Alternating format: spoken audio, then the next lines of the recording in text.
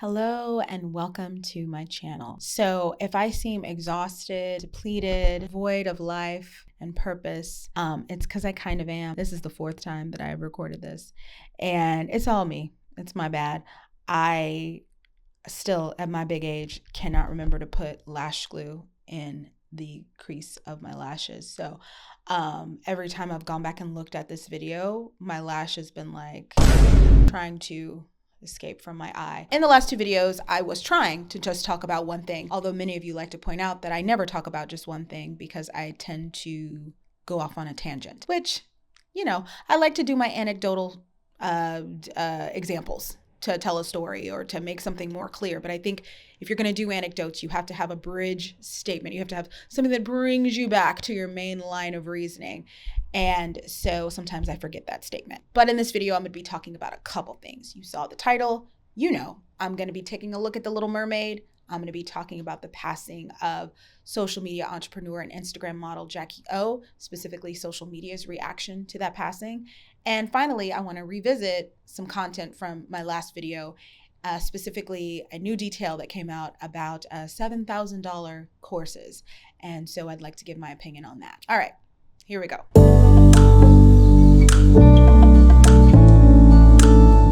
The first thing I want to talk about is The Little Mermaid. Now, last year about this time, I made a video where I said I didn't think we needed a Black Little Mermaid. I was wrong. And in that video, I don't know if I haven't gone back to watch it, but I do know that I eventually came to the conclusion that I was excited about the movie after I saw the trailer and I heard Halle sing Part of Your World.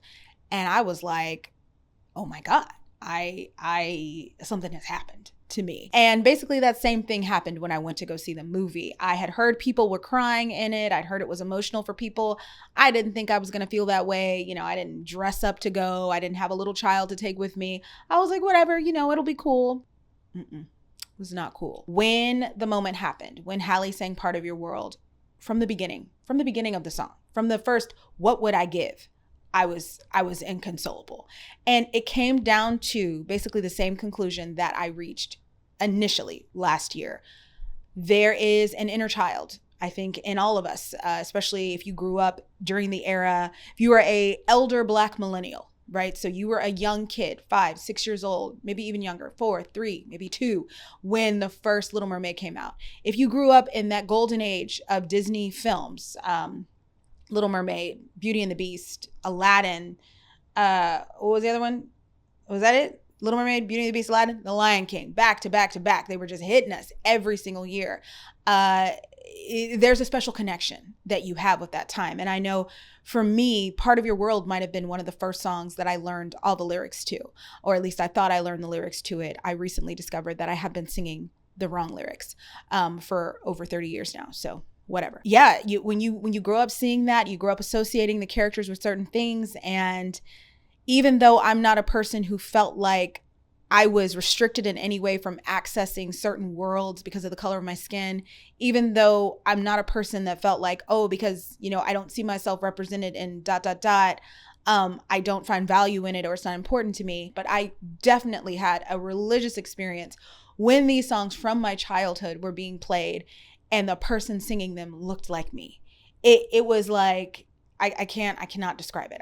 Every time she sang a new chorus, sang a new lyric for that particular song, more and more tears fell from my eyes. I was basically inconsolable in that movie at that part. Another part where I cried was when she does the reprise, after she saves Eric and she's like, I don't know when, I don't know how, but I know something's starting right now. And she does a little push up on the rock and all the water comes out behind her. If you were a kid growing up in the early 90s, there's a chance that you pushed yourself up on the pool side and kicked behind you to make the water come up. Maybe it was just me. Definitely a lot of nostalgia in that moment. And it's just a very powerful moment in general. Another moment that I cried, because I was crying a lot, but these are just some that stick out for me, is when Ariel runs into the original Little Mermaid in a marketplace. And if you haven't seen it yet, that happens. And that's actually something that people talk about in the news, like it's being talked about. So it's not really a spoiler, but They run into each other. And yeah, if you grew up during that time, then you know those VHS tapes would always have like a coming soon to theaters or a behind the scenes look at the soundtrack of this movie. So you grew up with that woman. You knew who she was. I call her that woman because I can't remember her name. I know her first name is Jody, but you knew who she was. You knew what she looked like. And for me, seeing her was like seeing your old first grade teacher. You haven't thought about her in years, but she was there. She was there when your memories were first being developed. She was there. And so seeing her pass the torch, literally, she gives Hallie Ariel, she gives her a fork, a dingle hopper. Seeing her pass that torch was, well, it was too much for me to handle. And I broke down in tears yet again. Parts that I didn't like. There were some things that I didn't like, and it pretty much had to do with the choices they made concerning music. Right? Because a big part of The Little Mermaid for me is music. The story is mostly the same. They haven't really changed the story much, but the music, they made some changes. And I was like, what'd you do that for? For example, why did they give Eric a song? If you've seen it, you know that Eric shuffles down the side of a castle singing this horrible tone-deaf, patchy song. And listen, I'm not an amazing singer, but Halle Bailey is, okay? So if you're going to cast her with somebody who can sing. Normally, Disney guys can sing. Like whenever he was struggling his way through that song, I thought about Jonathan Groff from Frozen and from... he's from Frozen, but he was also on Broadway in Spring Awakening. I thought about, the guys' voices who sang in what is that movie? The Lion King, or who sang in Aladdin. Disney always hires really good male voice artists. So I was just kind of wondering, how did Eric get in this movie with that singing voice? And also, why is that song here? We don't need that song. They put that song in and took Les Poissons out. You know, the song with the little man crushing the fish. I want that back. I want the little chef who crushed the fish. I want him back. Okay. But he's gone. He's gone. Eric is there. And I didn't like it. I also didn't like that they changed Kiss the Girl. If you grew up listening to that song, at a certain point, that song got a little sexy. And it was all because there was this guy who did this like little falsetto, like, you know what I'm talking about. I'm not going to sing it here, but I will link the original song below so you can go back and hear it. It was this flamingo that was coming in, that was like adding a little bit more to the song.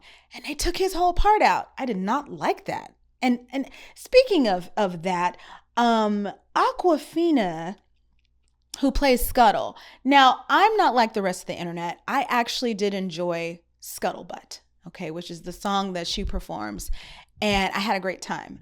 But according to these comments that were left underneath the music video for Scuttlebutt, people do not enjoy it.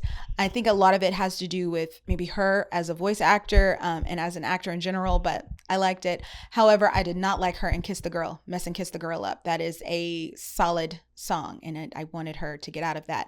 Also, I didn't like that they took out some of Ursula's lyrics. We don't hear her say, what's the part? You'll have your looks, your pretty face, and don't underestimate the importance of body language. We do not hear her say any of that, do we?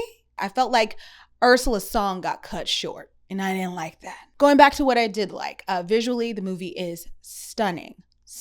And I had a question that was answered for me when I looked at some behind the scenes footage. But basically my question was, how did they keep Halle Bailey's wig on the whole time while she's swimming underwater? It's not a wig. It is all of her hair when she is swimming underwater as Ariel has been computer generated. It's CGI. It's not real. In the behind the scenes footage, you can see she's wearing like a scarf and she has little like green screen little markers on that scarf, and they went and they added her hair. And I think adding her hair was like, it was a lot of money. It took them 4.5 years to bring this movie to life. And it's just visually incredible. Even with all my complaints about the music things that they changed, it's still fun. I still enjoy it. I will say that there are better reviews of this movie out on YouTube. People who look at it from a much more, I want to say academic viewpoint. They find different discourse or different opportunities for discourse throughout the movie. I'm not going to do that. I simply superficially wanted to report back to you all and just say that once again, I did not think this movie was necessary. I was wrong.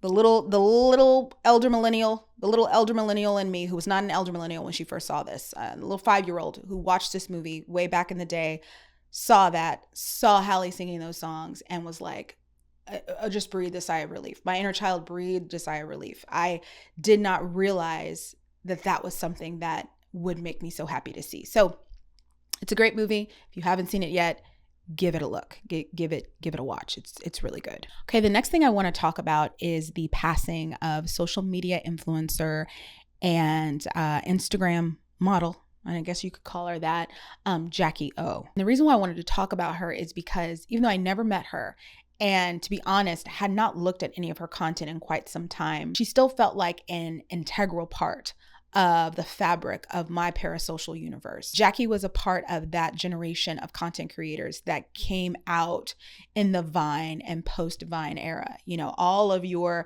like your B. Simone's, your I Am Pretty V's, your Love JJP's, there was a bunch of people who did content over on Vine. And then once Vine closed down, they moved to Instagram and were doing content there. And then from Instagram, they were able to parlay that into movies and TV shows. And a lot of them went on to be on Wild 'N Out. And so even though I may not have followed everybody, I may not have been connected to everybody's journey, I definitely followed a lot of them and watched what they were doing. And through that kind of, you know, looking on from where I was, from my vantage point, I got to see her and I got to see who she was online, and I got to see her interactions. And I remember when I found out that she was with DC Young Fly, and then I remember when their baby was born and I would watch her content with Nova. And just throughout these years, I don't really follow these women. I don't, you know, well, I do follow Love JJP. I'm subscribed to the Love and Slim YouTube, but I always go back and check in. I always go back. They are a part of internet history for me. The way that people get on like TikTok for example, and they talk about like the makeup YouTubers, and they talk about, you know, Jeffree Star, and they'll talk about James Charles, and they'll talk about Toddy, and they'll talk about the Bi Sister video. People talk about that whole situation almost every day over on TikTok. The way that people talk about like the David Dobrik era, the Vlog Squad, all that is a part of, I think, one part of 2010's internet media influencers. And then these young women were a part of another. And I don't think that they get enough credit, or people really pay enough attention to what they did and how they grew platforms, and how they continued to make content even after certain things were taken away and certain opportunities for showing off who they were taken away. And Jacky was a part of all of that for me. So when I found out she passed, I grieved. I was sad. Also, her age. Also, she had 3 babies. I didn't even know that she'd had a last one, a young boy who was less than a year old. I didn't even know. And so I spent quite a few hours looking at her YouTube, looking at her TikTok, looking at her Instagram. And I was just like, why this one? You know, you ever ask yourself that when somebody who has like their whole life in front of them, and they have all this love to give, and they have all of these things that they're putting out into the world, and they have people around them that love them, huge network. Why this one? And the why brings me to another reason why I wanted to talk about this, which is social media's reaction when they found out that she'd passed away as a result of a bad plastic surgery procedure. So at this point, we all know that Jacky went down to Miami to get a mommy makeover. And there's been a lot of talk about what that entails. You don't really know what it entails until you talk to somebody that's had it. But I've talked to people that have had them before, and they've lived. And I think that's the tough thing about plastic surgery, you know, like liposuction or BBL or breast implant, whatever. For every person, or for every horror story that we hear, we also see people that lived and that made it through. And as long as surgery offices offer it, because you do have those success stories, you will still have people that go and try and do it. You'll also have people that go and try and do it because they know what it is to be in a female body, in a female presenting body in the world, especially if you work in social media. One of the things that made me so sad was that in her comment section, in Jacky's comment section after she passed, you had a lot of people who were like, why would you do this? You're selfish. You left your children behind, you selfish. I can't believe you're so selfish. And I was like, really? No nuance at all? We're not at all going to talk about the way that women's bodies are constantly judged in society. We're not at all going to talk about the way that people are granted different kinds of access and visibility based on how they present physically. We're not at all going to talk about the way a woman's relationship with her body, her personal relationship with her body, can change after she gives birth to not one, not two, but 3 babies.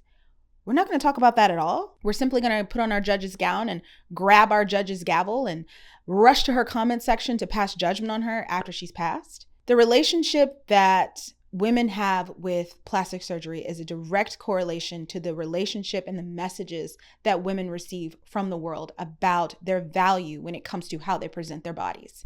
And I've talked about this a couple times on this channel, how different types of aesthetic privilege equate into different types of social access. I've talked about it several times.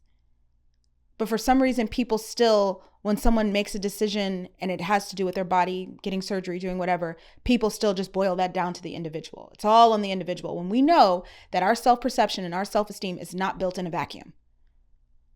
We know that, but people act like they don't know that. They act like they don't want to own up to that. So anyway, I thought it was really sad when I would see all those negative comments. Since then, people have done a little bit better at being more positive and flooding her comment section with more positivity. But overall, I thought it was really tasteless that people used that as an opportunity to come down on women or come down on people who have these surgical procedures.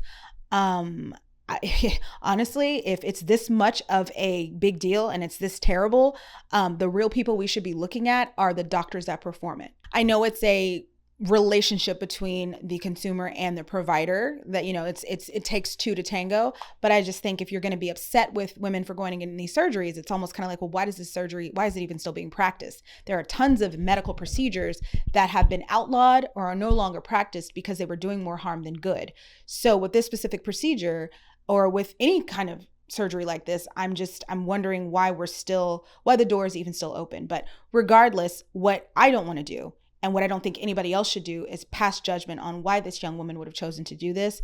I think that it should just be agreed that this was a tragedy. And it was very unfortunate, especially for somebody who seemed to be so loved and, to me, had such a big impact on social media. We don't talk about Black women's impact as much. We especially don't talk about that specific group of women, but I think we will.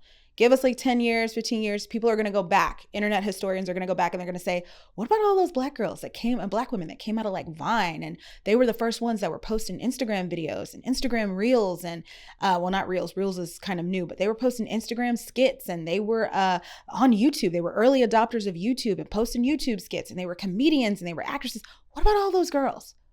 Let's tell their story. I think that that's going to be something that happens. And I think Jacky should be remembered as a part of that like pioneering group of young women. So it was really sad.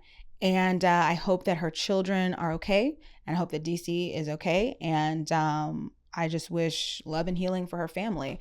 And I also wish that in times like this, there was somebody who had access to her comment section and would cut that off, because that is it's very jolting to see when you go somewhere to like pay your respects and you see people with all that negativity. Very jolting. The last thing I want to talk about is the $7,000 courses.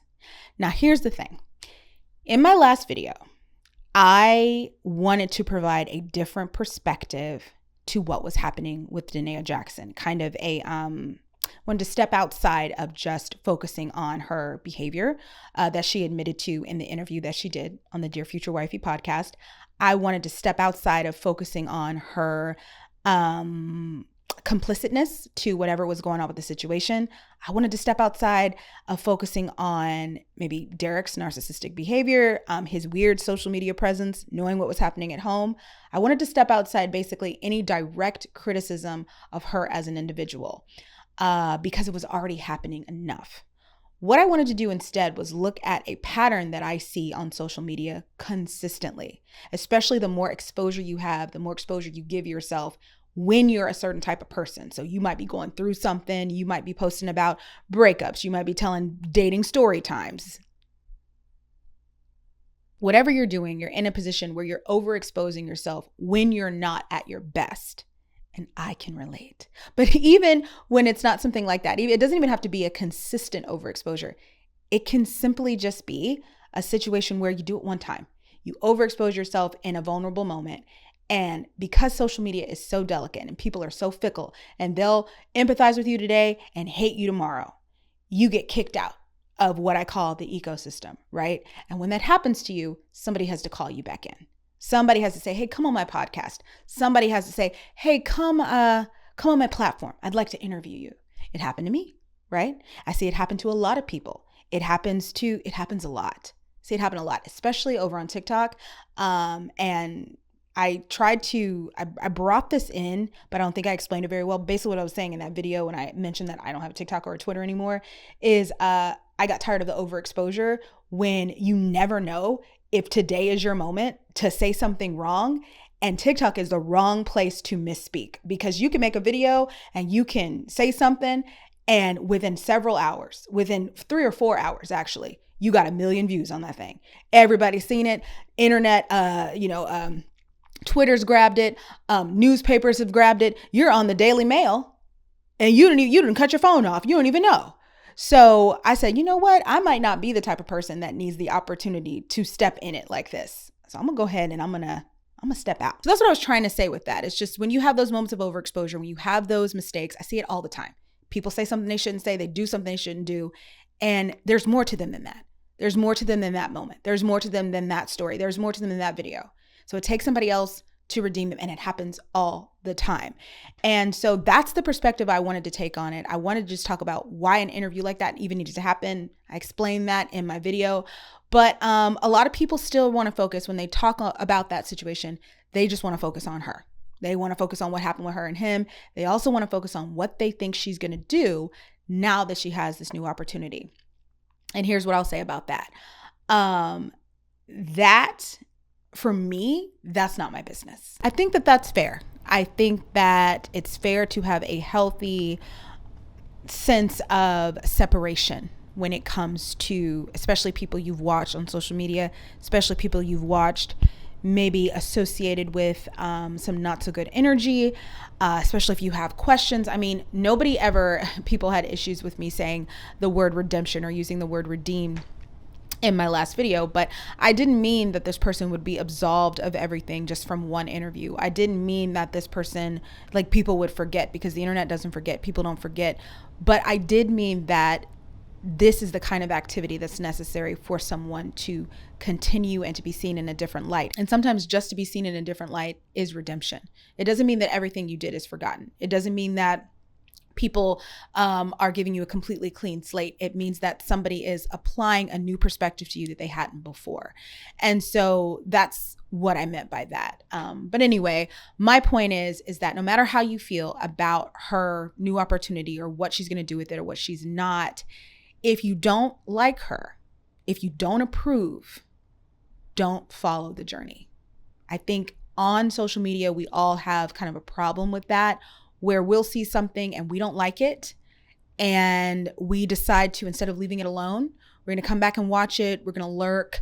We're going to have eyes on it. You don't need to do that. If you don't like it, you heard about her doing her $7,000 courses, which, yes, I do think is kind of ridiculous, but listen, she knows this game. She was managing this man who made tons of money from social media. She was managing him for years. And I'm not mad at her for saying, okay, well, what can I do? What can I build here? I'm also not mad at her for striking while the iron is hot. Listen, I just finished doom scrolling on TikTok, and I watched so many people doing lives, trying to sell wigs, trying to sell teas, trying to sell stuff they make in there. These people would probably kill for an opportunity to be able to say, hey, I'm here. You had your eyes on me. You had my name in your mouth. Now, if you want to know what I learned and you want to know how I went from this person to this person, it's going to cost you $7,000. Like, I think when you're a salesman, when you have that mindset, you'll do stuff like that. So I'm not surprised. And I'm not necessarily like, oh, that's just in such bad taste. I feel like that sometimes is the name of the game, especially on social media. Now, as consumers, as her potential consumers, if that is who you are, use discernment. Is it worth that? Probably not. Talk to somebody else outside of, what you see on social media and run it by them. And definitely, if you ain't got it, don't give it to her. But ultimately, when it comes to her and what she does with this new opportunity, even if it does mean that she is trying to sell courses to people and do whatever, she wouldn't be the first person. And if I'm not interested in that and I don't approve, I don't have to follow it. I don't have to follow her journey. My whole reason for kind of jumping in the conversation was just to point out something that I see happening a lot online, which is people are overexposing themselves or talking or doing something. They make a mistake. Social media is incredibly fragile. They get caught in the middle of a pylon. They get written off. They get tossed to the side. And it takes someone else to say, okay, now come on back in, try it again. And I'm a fan of people getting second chances. And when you get a second chance, it's your job not to mess it up. And I will say that if you know people are watching you and waiting for you to mess up, tread lightly. So if I was her, I may not have come out with something like this or done something like this at this point in my journey. I may have waited a little bit. Or I may have just modeled it to look a little differently, but I'm not her. And so once again, I go back to my original statement. If I don't like it, if I'm not a fan of it, if I'm not interested, I disengage. I don't want to follow anyone. I'm good. And so in that video that I made, I said, hey, I understand why an interview like this needed to happen. I just wanted to have a conversation about it in that way. I know a lot of people aren't interested in that conversation because, number one, a lot of people that watch my channel are not content creators. They've never experienced how wild it can get. And so they're oftentimes not paying attention to what will happen to content creators when they misstep. And it takes you being in that position for you to develop a certain kind of perspective. And number two, I know a lot of people just wanted to talk about the tea. What did Derek do? And I understood that because I watched those videos too. And I was in those comment sections as well. But when it came to my video, I wanted to take a different perspective. And so I did. And that does not mean that I approve of everything that she will do afterwards, but it's also not my place to approve or disapprove of it. She's a grown woman. She's living her life. Whatever she decides to do with this new opportunity is her business. And if I don't like it, disengage. I don't have to follow it, but it doesn't change the fact that I'm happy she got the opportunity to tell her story and that I wish her the best. I wish her the best then. I wish her the best now. And if you are considering purchasing anything that she puts out, just use discernment. Run it past your spiritual leaders, your friends, people that know you, your therapist, before you invest in anything. And I think that that's just a general good practice you need to have online. But yeah, people had asked me how I felt about that. That's how I feel. I wouldn't pay for it, but that's how she wants to run her business. That's her business. And if I don't like her business, I just disengage. I don't have to watch it. There are worse things that are happening in the world and on the internet. Right. That is it. I sure do hope I can keep this video. I sure do hope. If I can't keep it, you guys might just get a voiceover and some pictures on screen because, oh my gosh.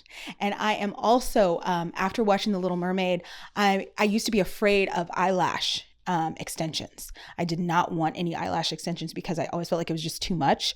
But I'm looking at Halle's eyelashes in this movie and I'm like, wow, that is is it a fill or what is it? And so I've been looking now at more like natural eyelash extensions. And so I think I'm going to invest in that instead of fighting with my lashes every time I make a video. So I'll keep you guys updated, or maybe not. Maybe you'll just see a difference. I don't know. All right. That is the end of this. I hope everybody has a wonderful week. And as always, thanks for watching.